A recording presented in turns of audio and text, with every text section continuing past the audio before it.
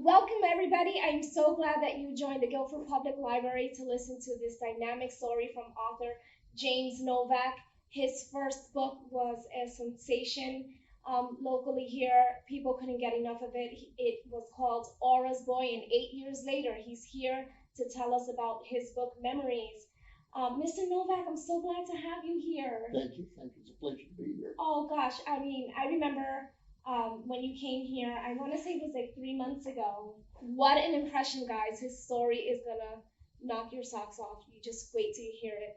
I would love for you to tell the audience that's the story that you told me. So how did you get here? Can we start from like that one message that you told me? The story is actually in Aura's Boy.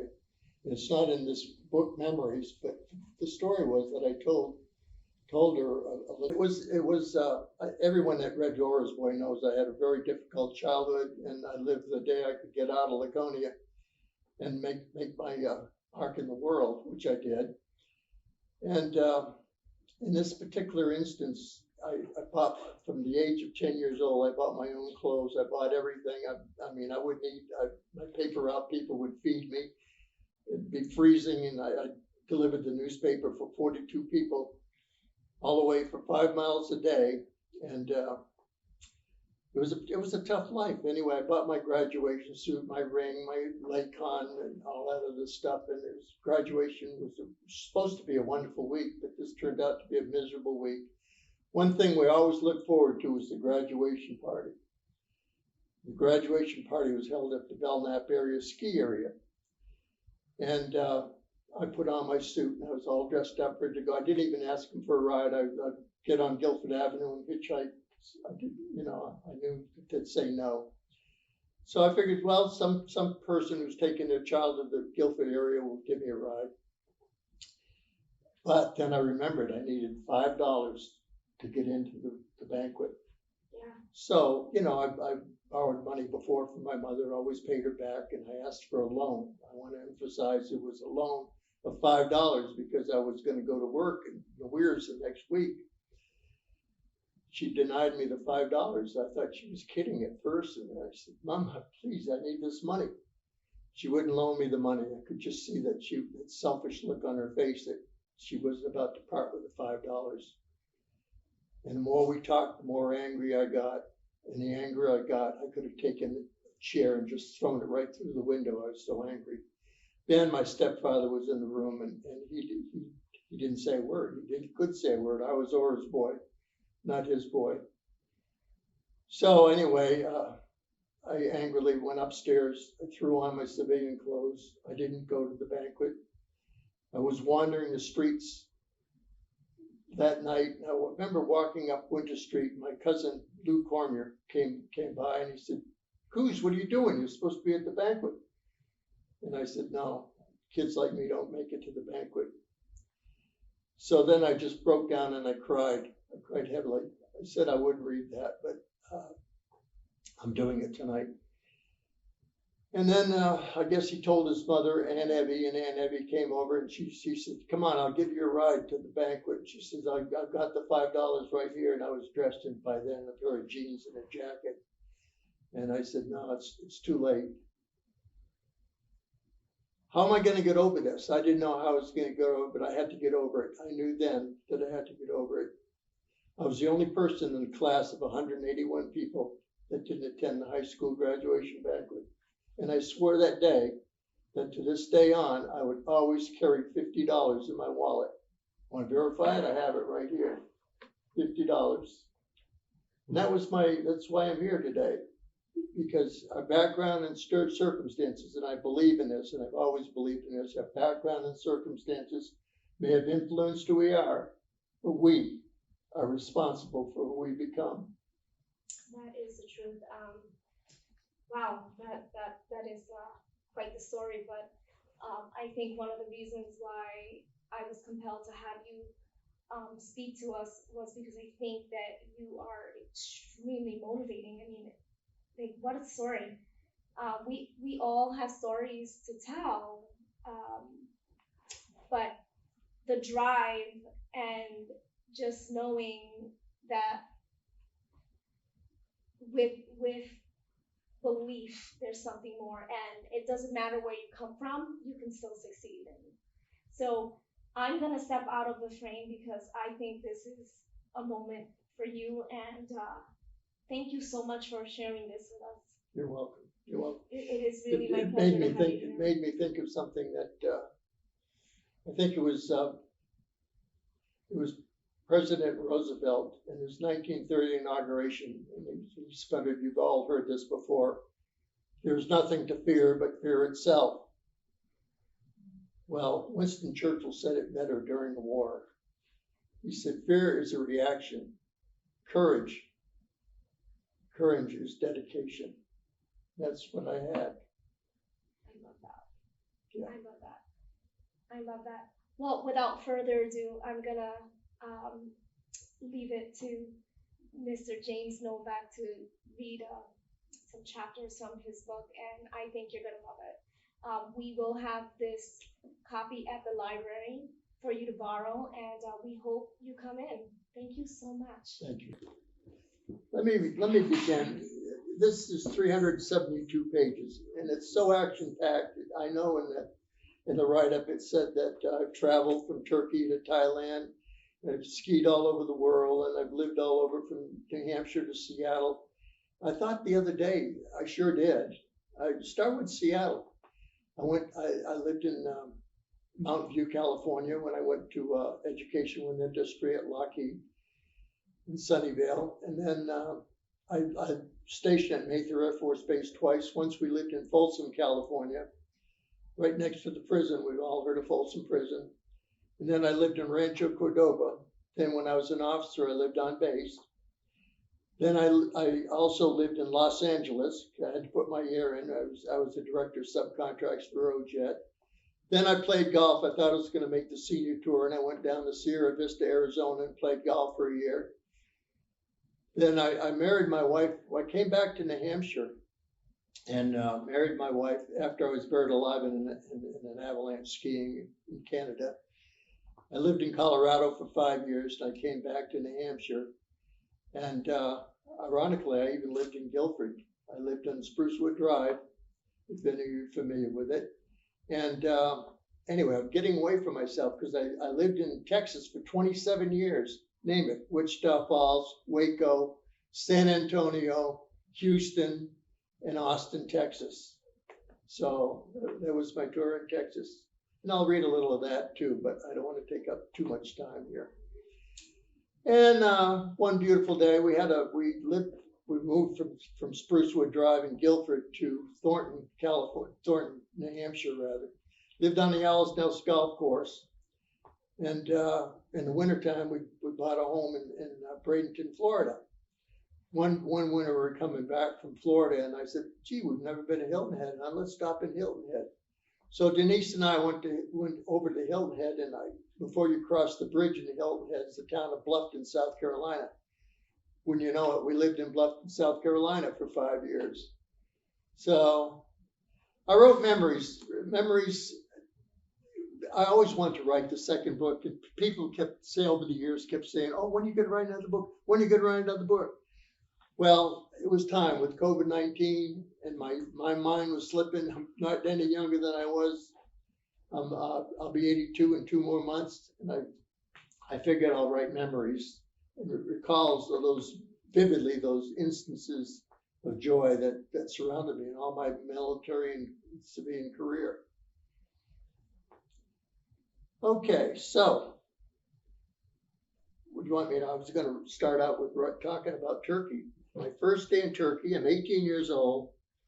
It was an adventure. You'd have to read the book to find the adventure getting over here in the Lackland Air Force Base. I was in Airman 3rd Class, 1 strike. And I arrived in Turkey on May 23rd, 1958, on a Turkish Airlines DC-3 airplane that carried me from Istanbul to Adana, touched down at the Adana airport. For those of you who say, where's Adana? And I wish I'd have put a map of Turkey in there. Adana is about 60 miles from the Syrian border and 60 miles from the Mediterranean Sea. Strangely, Major Herford, and I got that in quotes because I don't believe that was his real name, was not on that flight. Adana Airport was a misnomer. It was more akin to a barren field with a runway. The passenger terminal was a dilapidated one-room shack where I waited for my duffel bag to be offloaded from the plane. Absent was any kind of bulletin board to inform me how I was supposed to obtain transportation to Incirlik Air Base. After retrieving my duffel bag, I stood alone outside the terminal with a sultry afternoon breeze whisking by. I say sultry, it was 135 degrees. Dumbfounded, sort of wondering, like many a man had done before me, what the hell am I doing here? Suddenly, while I stood alone in this vacuous pit of nothingness, taking in the strange sense and sights of my new, quote, home, a Catholic priest appeared at the taxi and asked me if I was going to Incirlik. He told me to hop in as he was going to the base himself. Until that taxi ride through Adana, the fourth largest city in Turkey, with a population of over 1.7 million people, I understand it's now 2 million people, I never had imagined what life would be like in this foreign land some 5,200 miles away from my real home. Relieved that the long journey was over, but startled by the reality that I found myself in. I felt my head spinning in every direction, taking in foreign sights and bazaars. People in strange clothing, a man actually walking with a bear with a chain going through his nostrils.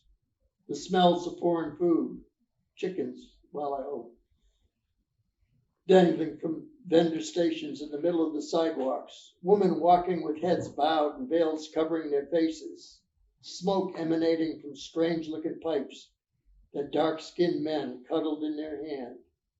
I was exhilarated, excited, and frightened all at the same time.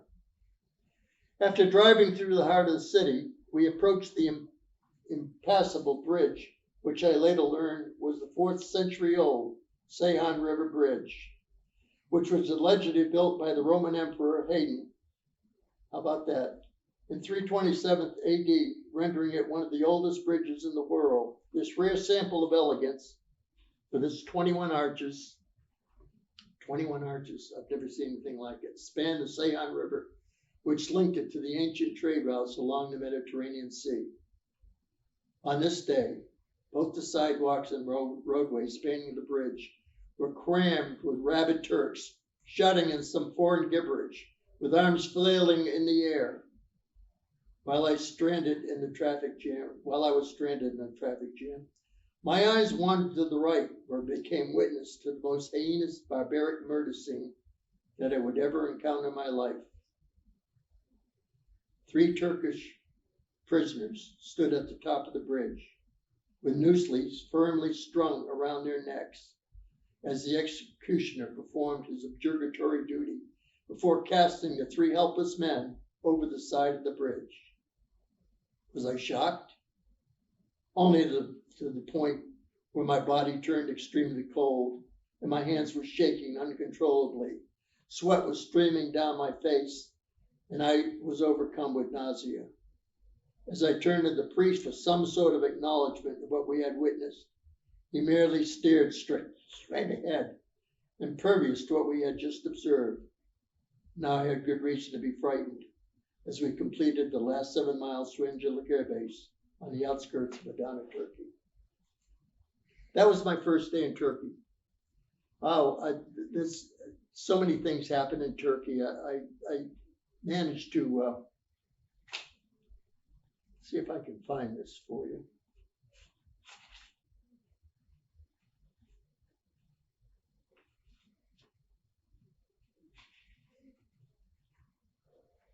Well, every page has got something exciting to say. And I'm trying to find the page I wanted to read from. And it looks like I have lost it.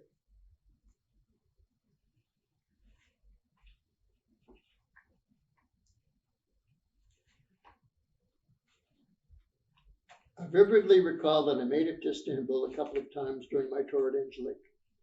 One of those times for the purpose of setting up the payroll system and performing a records check at the Abakur base on the Russian border. More savvy than when I arrived in Incirlik, I managed to schedule these visits on Mondays so that I could spend the weekend beforehand at my new favorite hotel in Turkey. That's the Istanbul Hilton. By now I had several custom-made suits in my wardrobe and looked very much the part of the world traveler I pretended to be. It was certainly an improvement over the stinky garbadine uniform that wore on my first day at the Istanbul Hilton.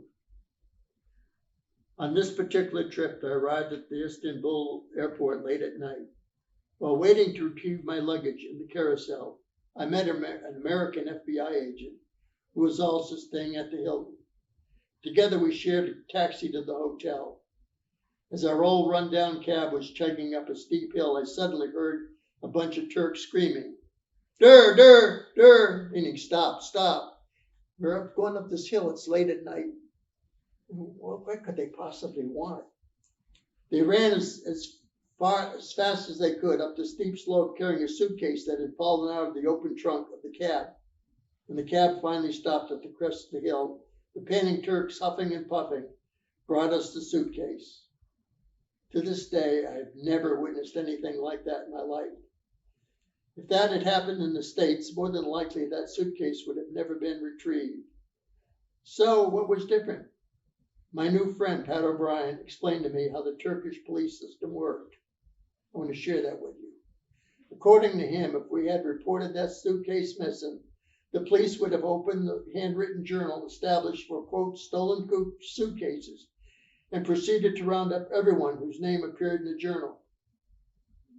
Then they would beat the hell out of them. Now remember, this was before computers. We're talking 55 years ago. They would round up everyone whose name appeared in the journal. Then they would beat the hell out of them and give them an allotted time, say 48 hours. So to find the missing suitcase. If they didn't find and catch the culprit who stole the suitcase in the allotted time, they were hampered again for another beating, until the missing suitcase was eventually found.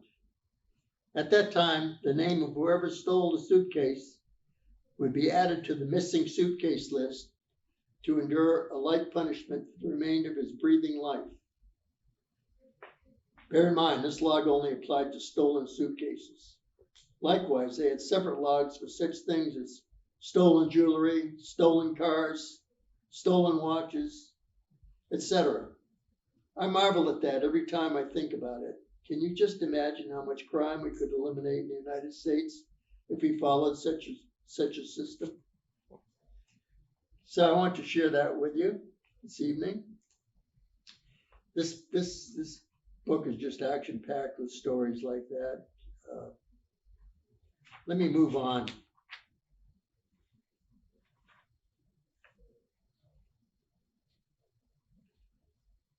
Wow, this is Randolph Air Force Base. I retrained. I had like 9 years in the Air Force, and I realized there was no demand for 40-year-old male typists, and I was in personnel.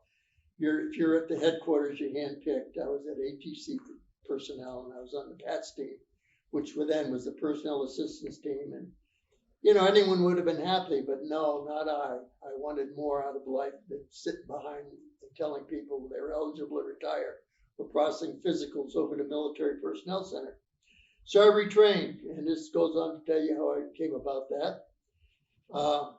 And I'm in my first year of procurement at none other than Randolph Air Force Base, down at the base of 35 Kent. It says, when a cranky 4-star general's wife wanted a specific refrigerator, the prudent thing to do was to get her what she wanted. She was livid when the buyer bought her a refrigerator with a right-hand opening door. Well, who wouldn't be?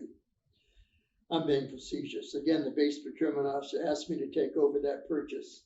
What she really wanted was for us to purchase a refrigerator with a left-hand opening door, just like the one she saw at a small appliance store in Church, Texas. Enough said. That afternoon, I contacted the appliance store in Church and had them deliver 3 refrigerators to her residence so that she could pick out the one she wanted. From then on, Sergeant Novak became her personal buyer. On another occasion, the general's wife wanted a specific tree planted in her backyard. She saw the tree she wanted at the entrance of the tree-lined Avenue of the Americas, recently developed for the hemisphere to be held in San Antonio. There was only one problem. The tree she wanted came from Georgia and wasn't germane to Texas. The base agronomist, yes, there was one, was at wit's end to find the tree she wanted. I recall telling the young captain, you can either take a cargo plane to Moody Air Force Base in Georgia and buy one, or do a little, quote, midnight requisition at the Avenue of the Americas. I'm sure they wouldn't miss it. The base agronomist looked at me sort of dumbfounded and added, what's a midnight requisition? The general's wife was very happy to have that rare tree of her choosing planted in her backyard. I never received a purchase request and didn't question where he obtained the tree. Some things were just best left unsaid. On the same page, I want to continue something. My claim to fame happened my first year in the procurement field when Air Force One, the presidential plane that carried President Johnson and his entourage around, had a chance to change the venue from Ellington Field in Houston to Randolph Air Force Base. Rumor had it that too many people had access to Ellington, and they didn't want people to see the president stumble off the plane. And he did. Of course, the story was that it was more convenient to have his plane land closer to Austin, where he and Lady Bird lived. I wondered why Randolph Air Force Base was chosen over Bergstrom Air Force Base, which was located right on the outskirts of Austin, Texas. Nevertheless, Randolph was the chosen base. Ironically, with what little experience I had in procurement, I was the only person that was selected to provide procurement support for Air Force One when it landed at Randolph. Everyone was on, quote, pins and needles the first time the plane came to the base. Beforehand, I checked with Chief Master Sergeant Pappy Hannon, the non-commissioned officer in charge of base transportation, to ensure that he had set aside sufficient military vehicles to transport the press corps and other dignitaries flying with the president that day. Not only did he have sufficient vehicles, but he also informed me that they were already waiting on the flight line, shined and vacuumed, ready to transport everyone to their hotels in San Antonio. I had arranged to have people on standby at retail stores in the area in case I called them. Actually, most items and service was available at the base. I eagerly stood by the procurement office with a handful of blank purchase requests I could complete for anything they needed to be purchased. It was prearranged that a major on the presidential staff would provide me with a list of everything that was needed for the return flight to Washington, D.C. I would determine the best sources for the required items and have them delivered to the major, who was standing by Air Force One. Ironically, most suppliers were more than happy to furnish any needed items at no cost whatsoever.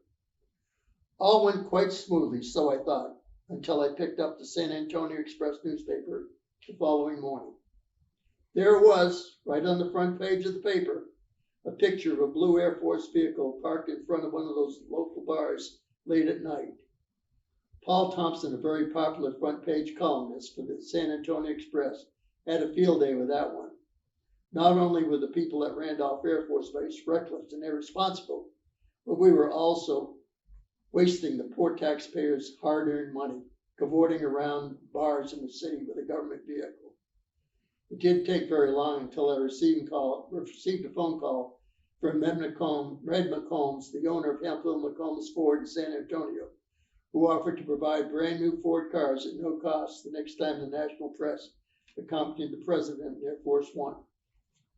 That's just one of those adventures that happens in your life.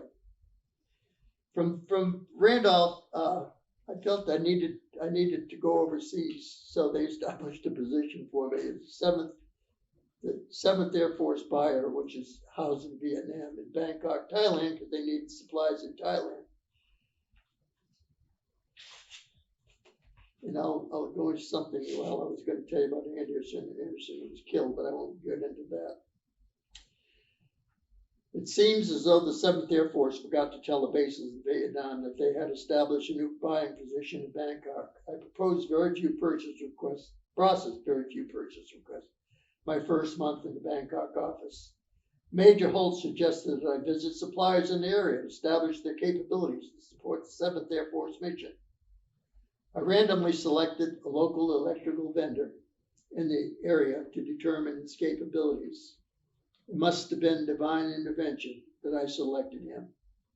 When I arrived at his electric shop later that day, I was immediately put at ease by the proprietor of the shop, who invited me to partake in drinking some Singhai beer with him. He provided me the most useful information that I could have only received from him. After we had a few beers together, he began to tell me about the Thai culture. These are the valuable lessons that I learned from him that day. He said, the agent smiled as the round eye roused.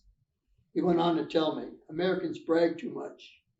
In 1 hour, I know everything I need to know about you, and you know nothing about me. What bit of illimitable wisdom proved to be extremely valuable as my dealings with the Thais while I worked in Bangkok. He added, you'll have no problem getting competition on your bids. Just observe what I tell you. The last vendor that enters the room will get the contract.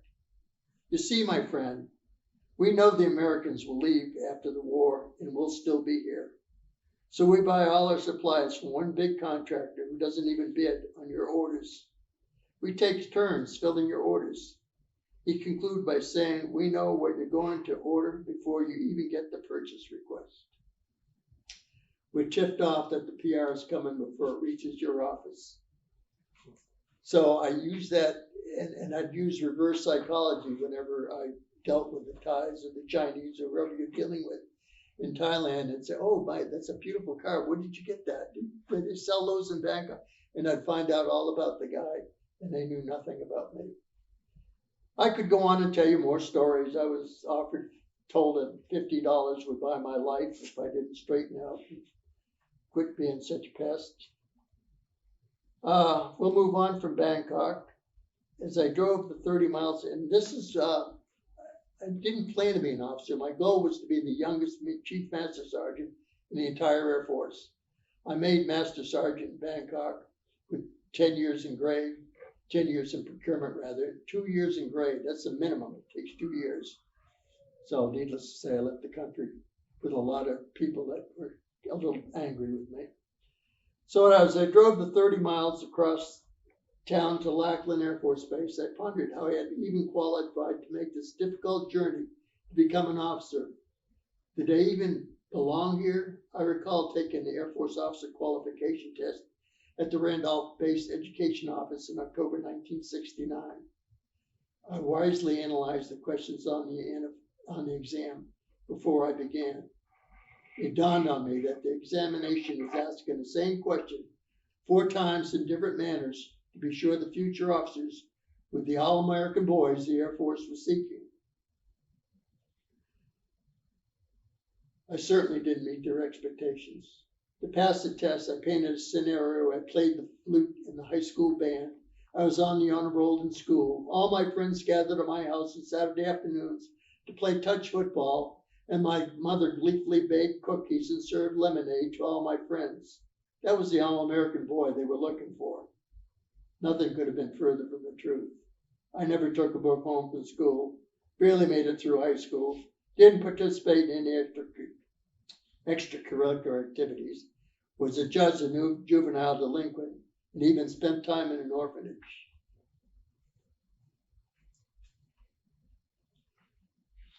So I'll tell you how I did. That evening, I'll pass on that. Here we go. In my final 4 weeks of training, I never scored lower than 97 on any exam. Even Captain Quinn gave me a score of 97 in my final officer training effectiveness report. Because I was separated from my flight, I completed the final examination alone on behalf of the flight. I don't recall what task I undertook for the practical application lab, PAL project, but we beat out all the squadrons in OTS and won the PAL project. I recall that I was called to the stage when we were declared the winner and accepted the PAL trophy for my flight. The next night was graduation night. We all looked very sharp in our new formal mess dress uniforms we wore the night of our flight. It marked the culmination of 12 demanding weeks of training to become an Air Force officer. It was one of those surreal moments, one experiences in a lifetime. I couldn't have been happier. I was finally finished. I finished OTS with a final course grade of 94.5, the highest academic average in our squadron, an overall grade of 95.5, and furnished third in a class of 1,200. Not bad for a kid who barely made it through high school and wondered if he belonged as an officer. And let's see what's worth reading. I'm going over the time I've been allotted for this, but just every page, every assignment. I could just tell you story after story after story, but I won't. Oh, what's this one about? Oh, this is, I'm a civilian now. I mean, I retired. I was a contracting officer at the Boeing plant for all Navy contracts. When I retired, I had 3 job offers. I took the job offer to become the director of subcontracts at Lockheed Shipbuilding. You just want to quit a contract to build landing dock ships. In that job, I worked 14 hours a day. I had 97 people working for me. So this all came from a kid who barely made it through high school. I'm going to tell you about Aerojet General. That was in Los Angeles. I was the director of subcontracts there. On one trip, we took to the key subcontract, Motorola in Phoenix. They built the warhead for the bomb being built on the CEM program. They alleged that they needed 26 weeks in advance funding to build a strategic component. This had gone on for several years. Before this trip, I hadn't met the key players from Motorola. Soon after I began working at Aerojet, Irv Barger had an on-site meeting with, quote, the Big Five. It was a bit embarrassing that he didn't even invite me to meet the key contracts at a so-called conference. That was his way of letting me know that he was in charge. Before visiting Motorola, I asked one of the buyers who worked for me why they needed advance funding to build a warhead. I asked him to obtain another quote from another source for this item. Before we left to visit Motorola, I had a quote from Raytheon for the very same item. They could build a warhead in only 10 weeks for less money, and they didn't need advance funding. The meeting was going along very cordially and boring when the secretary interrupted the meeting to page me to take an emergency phone call in her office. It was just a call from one of my buyers seeking permission to take emergency leave. Of course, I approved his request. When I returned to the conference room, the Motorola material director was just finishing his presentation. That was my Columbo moment. I apologized for having had to leave the room, but asked if he could highlight the key points of his presentation again. The Aerojet people, including the new president, looked at me with a consternating look. After all, who was I to ask for a presentation they already had heard? When the material director reiterated that they needed advance funding to meet the 26-week deadline for the warhead, I interrupted his presentation and told everyone in attendance that we could buy a similar warhead for less money and it could be produced in only 10 weeks. The Motorola program manager erupted and demanded that I approve my assertion. I left my chair and walked to the head of the conference table and showed him the letter I had with me, emblazoned on Raytheon stationery, attesting to everything I had said. I was suddenly the golden boy at Aerojet. I don't know if the material director was fired, but from that day on, the Motorola higher-ups on the program were directed by the new Aerojet president to deal exclusive with me on any future negotiations.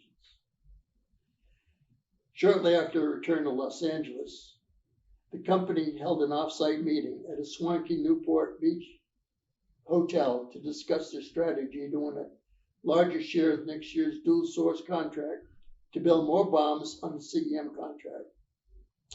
The previous year, Aerojet was only awarded 15% of the fiscal 1988 award, while their adversary, Honeywell, was awarded 85%. They had reason to be concerned. While speaker after speaker presented their ideas for winning more of next year's award, the vice program manager jotted their ideas down on a whiteboard. Frankly, I was watching the girls parade by the window in their scantily clad bikinis. I came to life again when Irv Barger asked me for my input. He thought he had me. I expected him to say nothing. Wrong.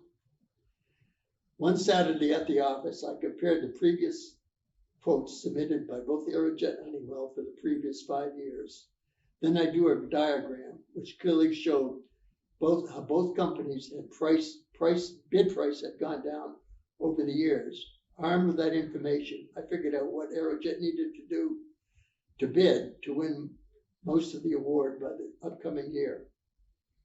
Needless to say, the bold golden boy came through again. We knew the price we had to achieve to determine the desired number, but nobody seemed to know how to get there. I spoke up again and suggested that since, quote, the big five accounted for 80% of our bid, they had to lower their price if we were to win the forthcoming award. The president then put me in charge of achieving the contractor's bogey. I must have spent the next 2 months on the road visiting the key subcontractors. While visiting them, I just didn't jam a price down their throats. I wanted to know how we could lower their price by changing their specifications. If they were adamant that they couldn't change the price, then I was just as adamant that we had no choice but to obtain the component from Honeywell's supplier for the same item. I worked tirelessly to lower our bid for the follow-on contract from the Army. As the saying goes, the proof is in the pudding. Aerojet was awarded 67% of the FY89 CM contract. By my effort, I was told that I would become the Vice President of Materiel for the Aerojet facility. There was only one thing that stood in the way of accepting this lofty promotion. You'll have to read the book. I'll conclude this by telling about people who wanted to know about this